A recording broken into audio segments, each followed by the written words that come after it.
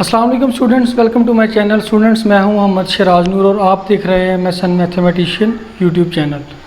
Students, आज के lecture में मैं जो कंस्ट्रेंट्स की जो मेन टाइप्स हैं, holonomic constraint and non holonomic constraint, मैं डिफ़ाइन करूंगा। तो स्टूडेंट्स, जैसा कि प्रीवियस लेक्चर में मैंने बताया कि कंस्ट्रेंट्स क्या होती है, तो मैंने डिस्क्रिप्शन में लिंक दिया हुआ है, आप लिंक ओपन करें और जो कंस्ट्रेंट की डेफिनेशन की वीडियो आप देख सकते हैं। तो चलिए स्टार्ट करते हैं आज का लेक्चर।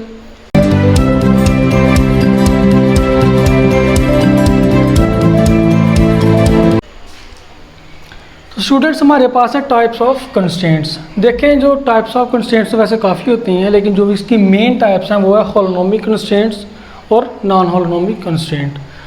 तो सबसे पहले हम डिफाइन करते हैं कि बेसिकली होलोनोमिक कंस्ट्रेंट्स क्या होती हैं। देखें कि वो कह रहा है कि if the constraints are expressible in the form of function of r1 r2 r3 up to so on t equal to 0, then they are called holonomic constraints. अब देखिए, हमारे पास एक फंक्शन है और फंक्शन किसका है? r किसको डिफाइन कर रहा है? पोजीशन वेक्टर को, और t टाइम को। वो कह रहा है कि अगर कंस्ट्रेंट्स इस फंक्शन की फॉर्म में एक्सप्रेसिबल की जा सकें which is equal to 0, function of position vector and time which is equal to 0, अगर कंस्ट्रेंट्स को हम इस फॉर्म में एक्सप्रेस कर सकें या कर सकते हैं तो उन कंस्ट्रेंट्स को क्या बोलेंगे? Holonomic constraints. अब देखें, उसकी एग्जांपल हमें दी हुई है। A particle allowed to move on the circumference of the circle r equal to a। तो ये किस तरह होगा? देखें कि हम इसकी इधर एग्जांपल ले लेते हैं। देखें कि मैं एक जो है ना एक सर्कल ले लेता हूँ, ठीक है, जिसका रेडियस मेरे पास, मैं कहता हूँ कि इसका रेडियस स्मॉल a है। ये मेरे पास एक सर्कल है। अब मैं कहता हूँ कि एक पार्टिकल मैं ले लेता हूँ और कहता हूँ कि ये जो सर्कल का जो सर्कमफ्रेंस है उस पर मूव कर सकता है, उस पर मूव करने के लिए फ्री है।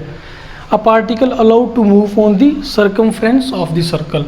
तो r इक्वल टू a होगा, ठीक है। वो किस तरह? पोजीशन वेक्टर इक्वल टू, इसमें r पोजीशन वेक्टर है और a हमारा रेडियस है। अब देखेंगे ये इसकी जो मैंने जो पार्टिकल लिया हुआ है, जो सर्कल की जो सर्कमफ्रेंस पे मूव कर रहा है, इसको मैंने फिक्स कर दिया, इसको लिमिट कर दिया, ठीक है।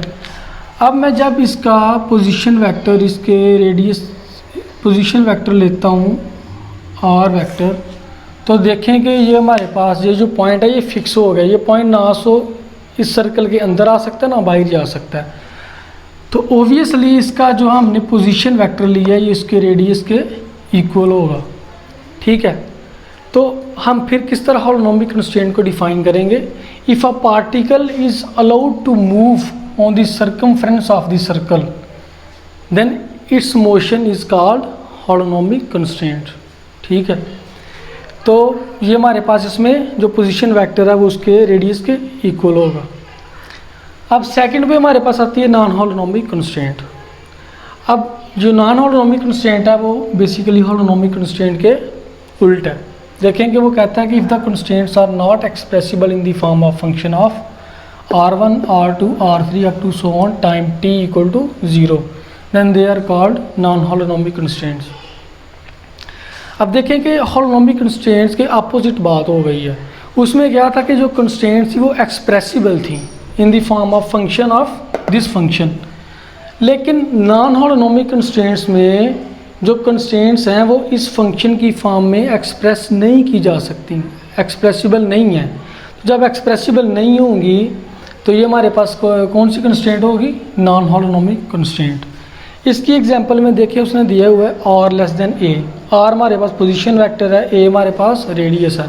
तो इसमें जो पोजीशन वेक्टर है उसके रेडियस से लेस होगा। किस तरह लेस होगा? देखिए, हम इधर एग्जांपल लेते हैं।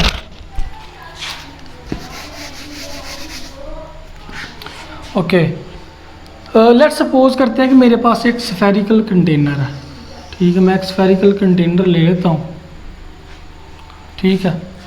अब जिसका रेडियस मैं ले लेता हूँ स्मॉल है, अगेन स्मॉल है ले लेता हूँ इसका रेडियस। अब देखें कि इसमें काफ़ी ये गैस कंटेनर मैंने लिया हुआ है जिसमें गैस के काफ़ी पार्टिकल्स मौजूद हैं, ठीक है। अब काफ़ी पार्टिकल, लेट्स सपोज एक पार्टिकल यहाँ पे पड़ा हुआ है, एक यहाँ पे पड़ा हुआ है, इस तरह स्कैटर्ड है इसके पार्टिकल्स, बिखरे हुए हैं। अब देखें कि अगर मैं किसी भी पार्टिकल का पोजीशन वेक्टर लेता हूँ, लेट्स सपोज कि मैं इस पार्टिकल का पोजीशन वेक्टर ले लेता हूँ, तो ये देखें कि इसका पोजीशन वेक्टर क्या होगा, या तो इस स्फेरिकल कंटेनर के जो रेडियस है उससे लेस होगा या उसके इक्वल होगा। अब देखें कि एक कंडीशन तो फुलफिल हो गई कि r लेस देन a, लेकिन मैंने ये कहा कि इसके या तो लेस होगा या इक्वल होगा। अब इक्वल किस तरह होगा, देखें कि इक्वल होने के चांसेस इस तरह हैं कि अगर कोई पार्टिकल इसकी दीवार के साथ कोलाइड कर रहा है, लेट सपोज कि एक पार्टिकल यहाँ पे पड़ा हुआ है या फिर एक पार्टिकल यहाँ पे पड़ा हुआ है जो कि इसकी कंटेनर की दीवार के साथ कोलाइड कर रहा है, तो अगर हम उसका पोजीशन वेक्टर लें तो उसका पोजीशन वेक्टर हमारे पास क्या होगा, उसके रेडियस के इक्वल आ जाएगा। लेकिन ये रेयर केस होगा।